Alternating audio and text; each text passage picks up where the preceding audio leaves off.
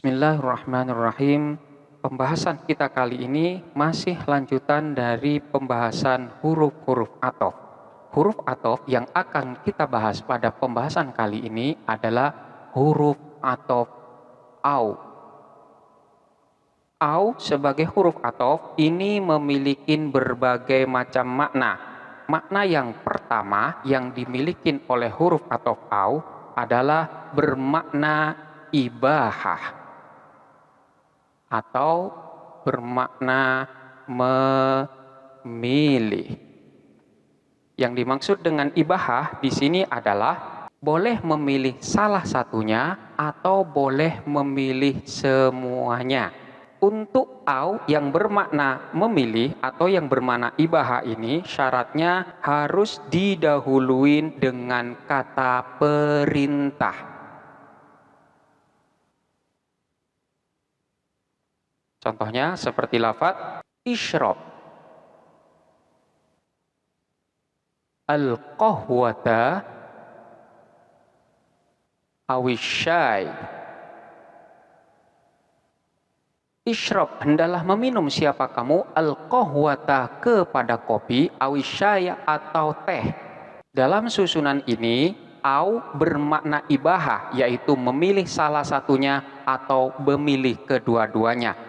Asyai ini adalah maktuf, sementara al-qahwah di sini adalah maktuf alaih. Isyrab al-qahwata awisyai, minumlah kopi atau teh. Dalam susunan ini boleh meminum kopi saja atau teh saja, atau boleh meminum kedua-duanya. Ini yang dimaksud dengan ibahah. Kemudian makna yang kedua adalah takhyir. Takhyir di sini juga sama dengan ibahah, mengandung makna memilih. Tetapi memilih di dalam makna takhyir ini hanya boleh memilih salah satunya saja, tidak boleh memilih kedua-duanya. Sama dengan makna yang pertama yaitu ibahah, untuk au yang bermakna takhyir di sini syaratnya harus juga jatuh setelah perintah atau amar. Contohnya seperti lafaz tazawwaj hindan au ukhtaha.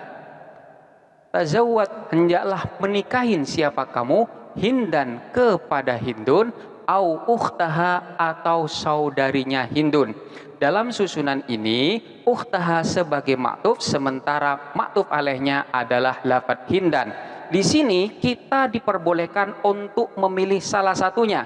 Jadi kita menikahi Hindun saja atau saudarinya saja, dan kita tidak boleh menikahin kedua-duanya. Hal ini di dalam hukum Islam tidak diperkenankan untuk menikahin dua bersaudara sekaligus. Oleh karena itu, makna daripada au di sini yang benar adalah bermakna takhyir, bukan bermakna ibahah. Kemudian makna yang ketiga ini bermakna asyak atau ragu. Untuk au yang bermakna syak atau ragu di sini adalah syaratnya harus berada di dalam kalam ikhbar atau kalam berita. Contohnya seperti lafaz labithna yauman au ba'da yaumin. Labithna, tinggal siapa kami, yauman satu hari, au ba'da yaumin atau setengah hari. Dalam susunan ini ba'da yaum sebagai maktuf, yauman sebagai maktuf alaih. Au di sini bermakna ragu, karena di dalam susunan ini terkandung pernyataan keragu-raguan. kita tinggal di sini 1 hari atau setengah hari. Contoh lagi seperti lafaz qadaitu waqtan fi ziyarah thalathina daqiqatan au arba'ina daqiqatan. Qadaitu waqtan, qadaitu menghabiskan siapa saya waktan kepada waktu fi ziarah di dalam ziarah ini thalathina daqiqatan 30 menit au arba'ina daqiqatan atau 40 menit. Saya menghabiskan waktu di dalam berkunjung ini selama 30 menit atau 40 menit. Dalam susunan ini terdapat makna keraguan-raguan, dan keraguan-raguan itu dimunculkan di dalam huruf athof au. Maktufnya adalah lafaz arba'ina daqiqah, sementara maktuf alaihnya adalah thalathina daqiqatan. Kemudian makna yang keempat yaitu mengandung makna ibham. Ibham ini adalah tidak jelas.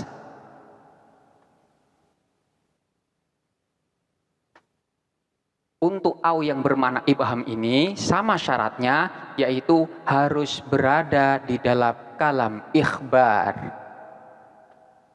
Jadi kalam yang hanya mengandung makna pernyataan saja. Contohnya seperti lafaz qad adhabu yaumal khamis au yaumal jum'ah au yaumas sabat.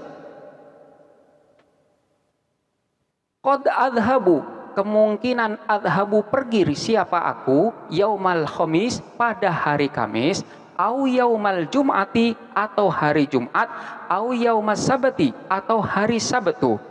Dalam susunan ini maktufnya terdapat 2, yaitu lafaz yaumas sabat dan yaumal jum'ah, sementara maktuf alaihnya adalah lafaz yaumal khamis. Dalam susunan ini terdapat 2 au, dan kedua-duanya ini semuanya mengandung makna ibham, ketidakjelasan atau kesamaran. Jadi dalam susunan ini terdapat ketidakpastian, kira-kira kemungkinan aku akan pergi hari Kamis atau hari Jumat atau hari Sabtu. Kemudian contoh lagi yang lain seperti lafaz wa inna au iyyakum la'ala hudan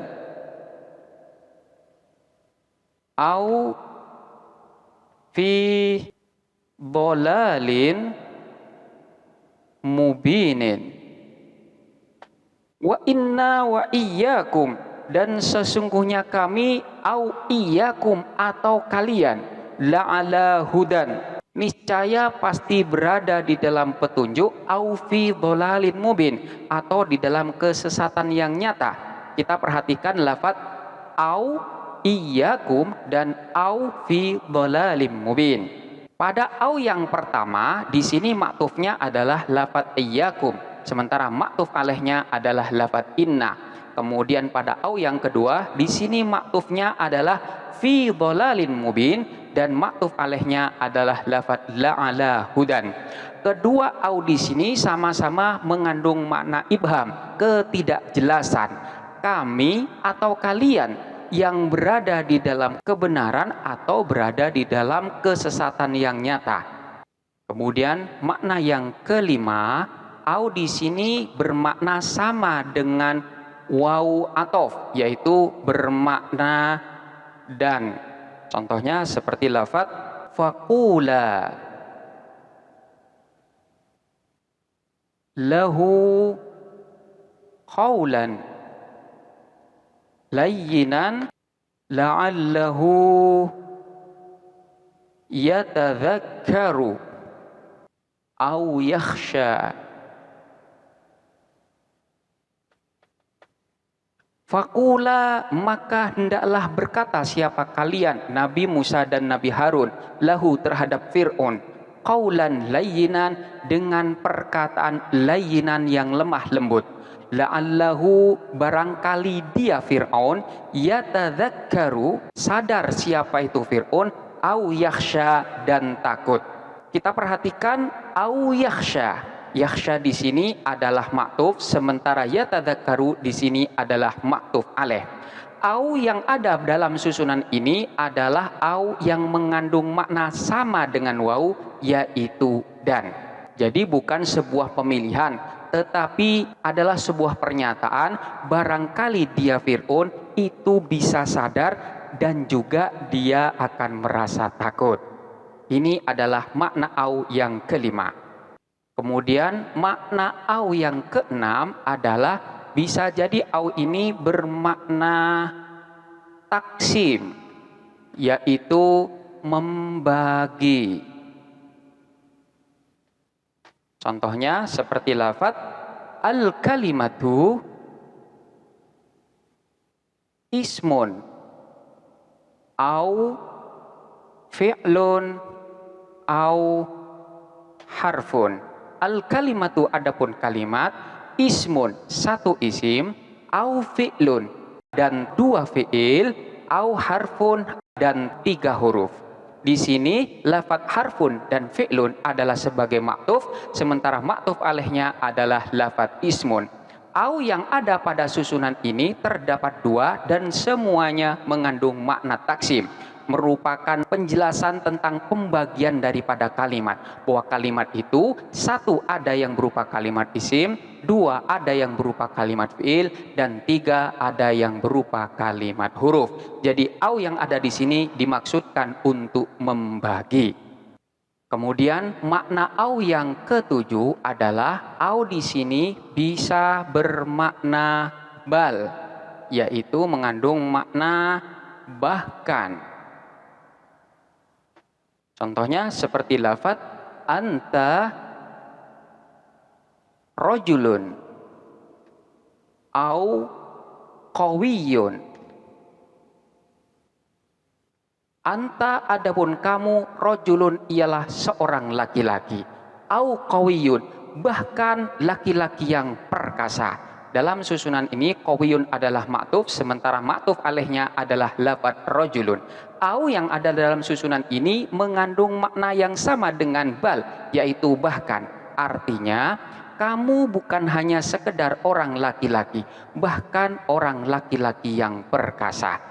Jadi lafaz yang jatuh setelahnya au, yaitu maktufnya, itu mengandung makna lebih daripada maktuf alaihnya. Jika di dalam maktuf alaihnya di sini maknanya hanya sekedar seorang laki-laki, maka untuk maktuf, yaitu lafaz yang jatuh setelah au, di sini mengandung makna lebih, tidak hanya sekedar laki-laki, tetapi laki-laki yang memiliki kelebihan, yang dalam hal ini adalah laki-laki yang perkasa. Contoh lagi seperti lafaz wa arsalnahu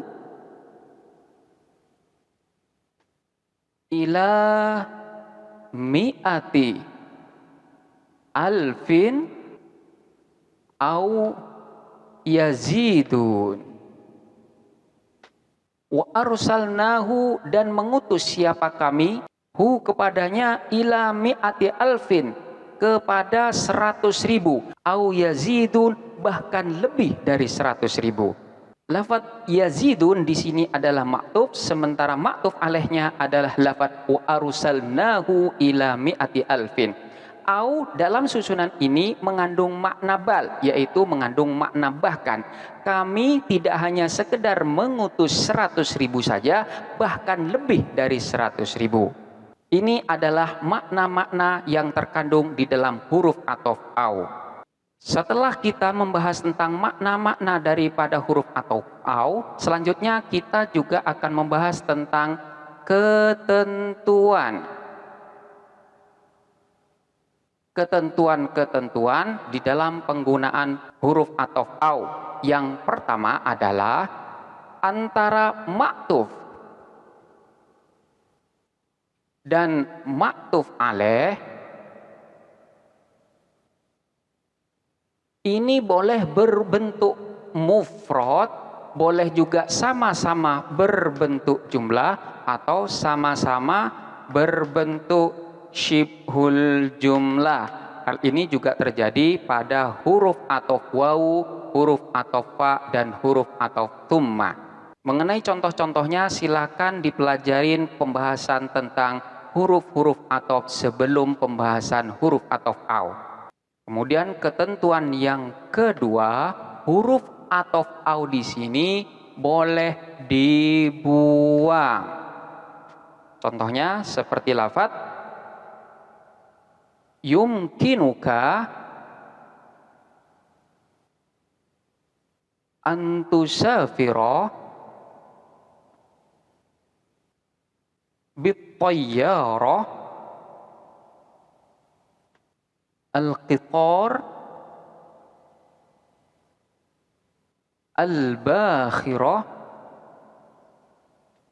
as-sayyarah.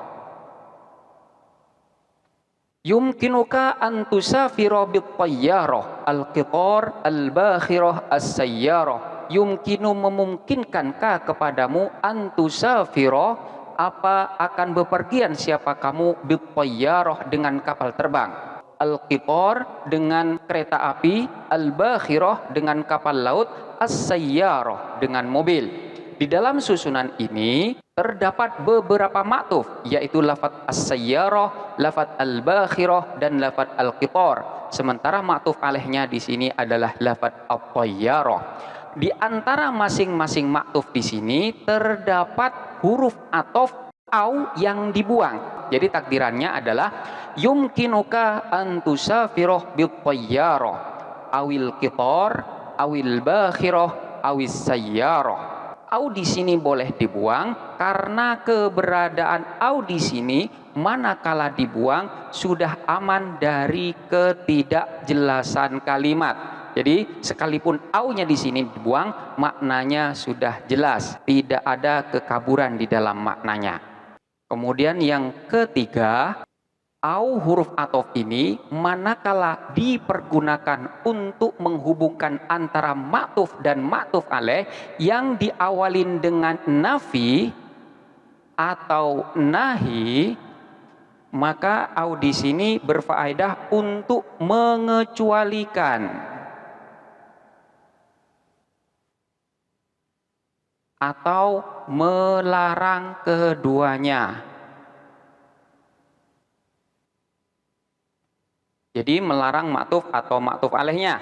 Contohnya seperti lafaz la uhibbu munafiqan au kadziban. La uhibbu munafiqan, aku tidak suka orang yang munafik, au kadziban, dan seorang pembohong. Dalam susunan ini huruf ataf au di sini mengandung makna melarang keduanya karena memang dalam susunan ini didahuluin oleh nafi. Jadi aku tidak suka orang yang munafik dan seorang pembohong. Lafaz kadziban di sini adalah maktufnya, sementara munafiqon di sini adalah maktuf alaihnya. Contoh lagi seperti lafaz la taqra au taktub ad-darsa. La taqra, janganlah kamu membaca, au taktub, kecuali taktub menulis siapa kamu ad-darsa kepada pelajaran. Kamu tidak boleh membaca kecuali jikalau kamu menulis pelajarannya. Au di sini mengandung makna mengecualikan karena di sini didahuluin oleh nahi. Lafaz taktub ad-darsa ini adalah merupakan maktuf, sementara maktuf alaihnya adalah lafaz taqra. Kemudian yang keempat adalah au huruf ataf ini dapat menjadi penghubung antara ma'tuf dan ma'tuf alaih yang mengandung makna sama. Contohnya seperti lafadz waman yaksib khoti'atan au ithman thumma yarmi bihi bari'an faqad ihtamala buhtanan wa ithman mubina.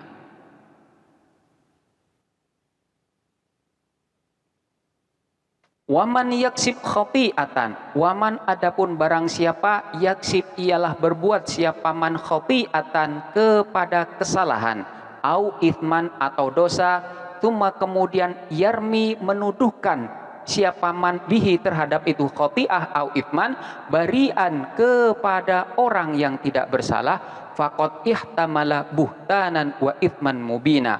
Faqad ihtamala, faqad sungguh ihtamala menanggung siapa itu man buhtanan kepada kebohongan, wa ithman mubinan dan dosa yang nyata. Kita perhatikan lafaz khoti'atan au ithman. Dalam susunan ini ithman sebagai ma'tuf, sementara ma'tuf alaihnya adalah lafaz khoti'ah. Ithman dan khoti'ah ini mengandung makna yang sama, yaitu khoti'an di sini adalah kesalahan atau kekeliruan, sementara ithman ini adalah merupakan dosa. Kesalahan atau kekeliruan itu juga termasuk dosa. Demikianlah pembahasan tentang huruf athof au dimulai dari makna dan ketentuan-ketentuannya. Silakan untuk dipelajari dengan seksama dan sampai jumpa pada pembahasan huruf-huruf athof yang lainnya.